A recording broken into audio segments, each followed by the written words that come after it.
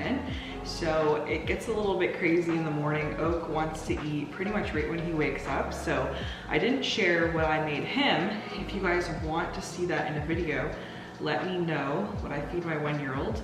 But this video, I just really want to focus in on what I eat to nourish my body and growing baby, as you can see, still quite huge, 35 weeks. I wanted to share what I've been doing to just nourish my body, to have energy, and to nourish the growing baby.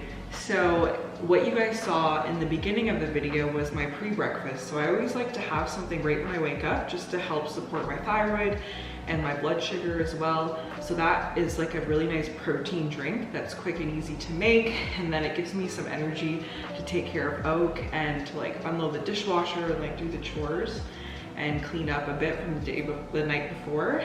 And then before I have that drink, I have like some supplements, so it's best to take on like an empty stomach.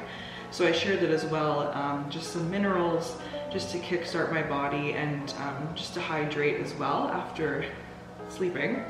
And so now what I'm going to do is make some muffins. So I actually soaked some flour for I think like over 12 hours. So all I did was I just freshly ground some hard white wheat kernels, and so there's 3 cups of that. I'll share the recipe as well so you guys can try this if you'd like. And then I soaked it in buttermilk, so just 2 cups of buttermilk. The reason I soak it is just to make the flour more digestible, and I love to prep it the night before. A lot of what I eat in a day is food prep, so I always like to make sure that I soak, like I kind of have a meal plan and then schedule and know like what I'm making. So I take out like meats from the freezer or like buy certain vegetables, obviously at the grocery store, so they don't go bad. This is the flour soaked in the buttermilk. Add in just a few things. So I'm gonna add in a couple eggs, just lightly beaten.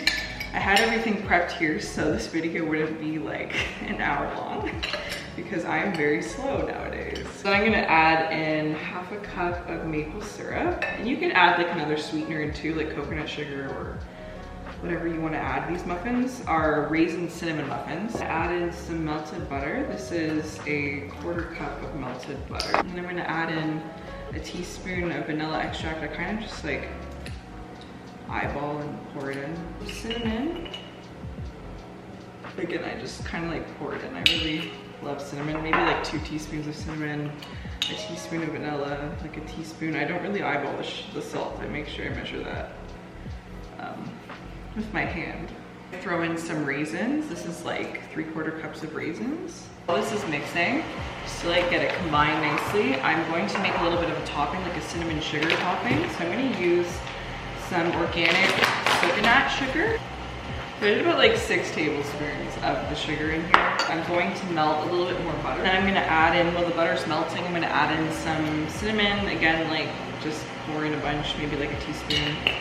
And yeah, we just add the butter. This will be like our topping for the muffins. I don't know what made me remember this, but I totally forgot to add baking soda, which is really important. So I'm gonna add that. So there's 2 teaspoons of baking soda in here.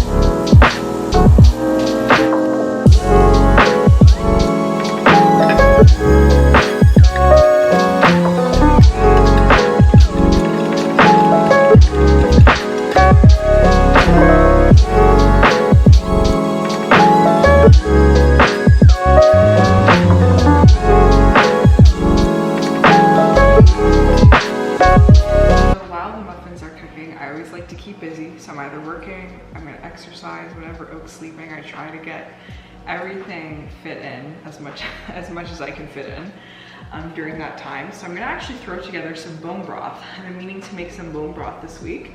So I already have my beef bone just in like a roasting pan, and I'm going to add in some onion. So I just leave the skin on for the onion.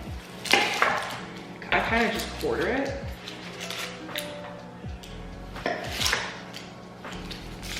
Just add it all. So I like to roast my bones before I make the broth on the stove in the pot, just to get a lot of the nutrients and the marrow just pre-cooked, and it just helps to bring out just all the goodness, like the gelatin and the minerals and all of that good stuff. So I added 2 onions, just quartered. I'm gonna add just a couple tomatoes, again cut in half. So you don't really have to like dice things up, because we're just gonna discard everything after the bone broth is boiled for like 24, 36 hours. I'm adding in this really beautiful watermelon radish that I really like to add. I kind of perfected the recipe, so this is what I like to do. See, look how like pretty that is. Kind of like my signature recipe that I've developed, just over time, just like added different vegetables and things that I wanted to just try to adjust the flavor of the broth. And I feel like now I have like a really delicious bone broth. So I stick to this recipe. So I'm gonna add in, oh, there's the muffins, they're ready. I'm gonna add in a whole leek. I just kind of just chop it up in big chunks. So I'm just gonna finish doing this bone broth. Just gonna add in 3 carrots.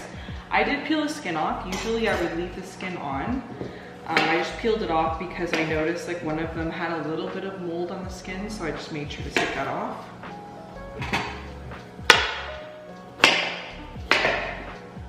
And then I'm just gonna add in some mushrooms. These are just the cremini mushrooms, and I'm just gonna literally throw them in. You can also cut them in half, but I just leave them whole.